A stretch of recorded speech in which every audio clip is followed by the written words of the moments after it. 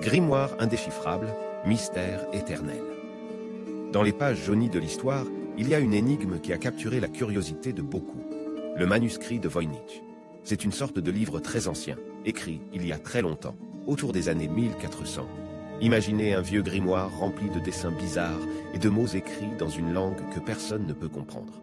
Ce livre a été nommé après un homme du nom de Wilfrid Voynich.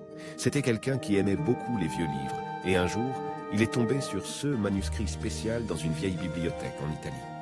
Depuis qu'il a mis la main dessus au début des années 1900, des tas de personnes, vraiment intelligentes, ont essayé de savoir ce que raconte ce livre.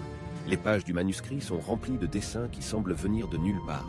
Il y a des plantes que même le plus grand des jardiniers ne reconnaîtrait pas, des constellations qui ne sont pas dans le ciel nocturne et des schémas qui nous font nous gratter la tête en se demandant « mais c'est quoi ça ?» Et le texte, n'en parlons pas. C'est comme si c'était écrit dans un code super secret.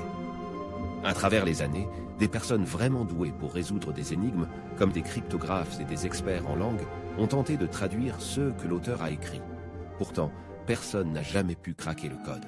Cela a fait penser à certains que ce livre était peut-être juste une blague, une sorte de fausse langue inventée de toutes pièces. D'autres ont même pensé que le livre pourrait venir d'un autre monde.